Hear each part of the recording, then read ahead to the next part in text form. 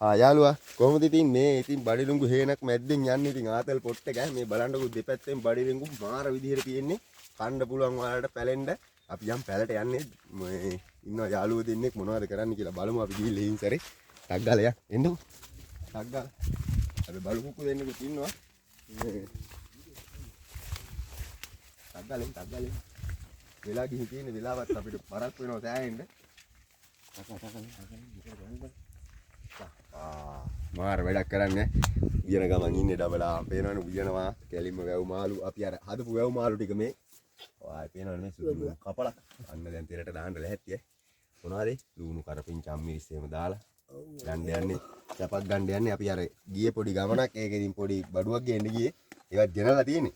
හදන ගමන් බලමු රහ කොහොමද කියලා බලමු වා කෑමේ අන්න රෝසාද් විචාර දාලා ඈ ලුණු කැල්ලක් එහෙම කමු ඔයාලට දෙනවා දුක්ක පේනවද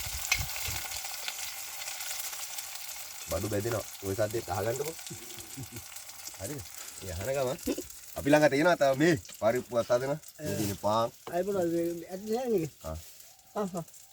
සුදුලුණු මේ වැව් මාළු එකට දාලා තියෙන ඔක්කොම තුන පාන් සේරම දාලා මැගි එක්කුත් ගෙනලා ඒවා අපිට නෙමෙයි මේ මම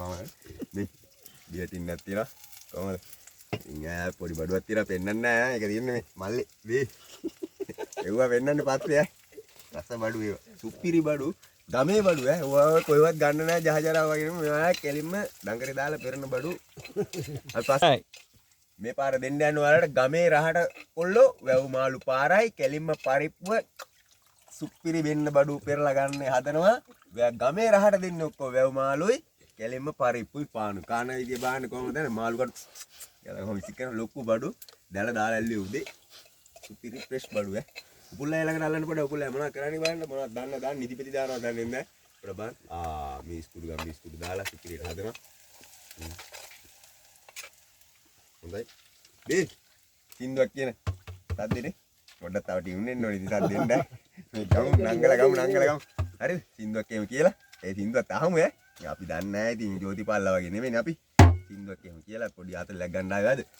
මේ ඔන්න වැව් මාළු එක ලිපට දැම්මා ලිපට කියන්නේ හැරියට නැතුව අල බල ලිපට දාලා මුන් කන්නේ කියලා